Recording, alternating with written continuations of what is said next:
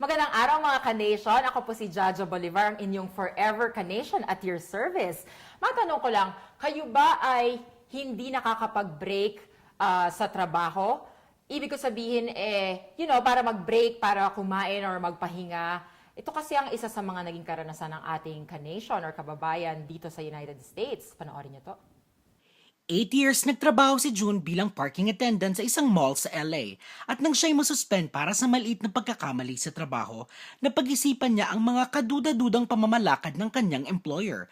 Nang magtanong siya sa kanyang mga katrabaho, marami sa kanila ang hindi pala nababayaran ng overtime at hindi nabibigyan ng tamang oras para sa meal breaks. In a class action lawsuit, nanalo sina June at ang kanyang mga kasamahan ng milyong-milyong dolyar. This issue is often overlooked and is very common among all of us Pinoy workers here in the US. Kaya naman kasama natin ang kakampi ng mga manggagawa, si Attorney Joe Zayas, para tulungan tayong himayin ang ating mga karapatan sa trabaho. Welcome back to Adobo Nation, Attorney Joe. Thank you, Georgia. Simulan natin sa napakasimpleng tanong. Ano ba ang full meal or uninterrupted break?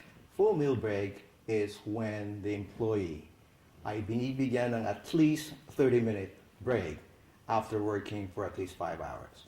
Ang uninterrupted in the sense na hindi sila dapat magambala during the entire 30-minute break. That is the employee's time. Hindi sila pwedeng istorbohin ng kanilang employer para maggawa ng trabaho. It's either picking up the phone or doing the paperwork. Sa kanila yung panahon na yun. That's their own free time. So according sa batas, for every 5 hours of work, 30 minutes of uninterrupted break. Yeah. That's correct. So, meron naman akong alam na yung kada 8 hours, 15-minute breaks or something. Can you also explain to us yung kasi karamihan sa ating mga kababayan, 8 hours of work ang kanilang trabaho? Tama yan. So, for an 8-hour shift, entitled sila ng 2 10-minute break. That's what the law provides. At least a 10-minute break for every 4 hours of work. So, in an 8-hour shift, entitled sila ng 2 10-minute rest breaks. Although some companies will give 15 minutes. Okay. Paano naman eto kasi pinag-uusapan natin yung after your shift. Paano naman yung before your shift? Yung tinawagan ka ng manager mo, sinabi niya pumunta ka ng maaga para gawin ito. Paano naman yon? Bago ka mag-clock in or something? Yan ang tinatawag natin na off-the-clock work.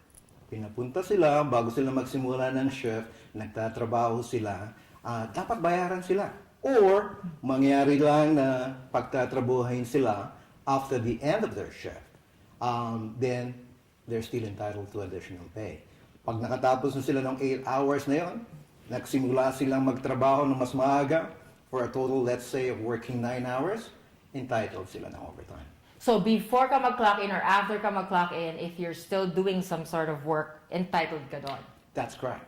sa compensation na yan. So, Yes, yes. anong pinag-uusapan natin na compensation dito? Compensation dyan is after 8 hours regularly, if they work beyond that shift, that 8-hour shift, entitled sila ng overtime. Kung ano man yung hourly rate, i-multiply yon by 1.5 times. Ngayon, pwede rin mag-double yun if they work more than 12 hours a day. Okay, so bakit ba mahalaga natin na pinag-uusapan ang mga empleyado na magkaroon ng uninterrupted break? Bakit ba ito napakahalaga sa atin? Mahalaga to dahil that promotes the safety and the health of each and every employee. Ngayon, pag na-istorbo sila, dapat malaman ng ating mga ka-nation, not entitled sila ng additional na sweldo.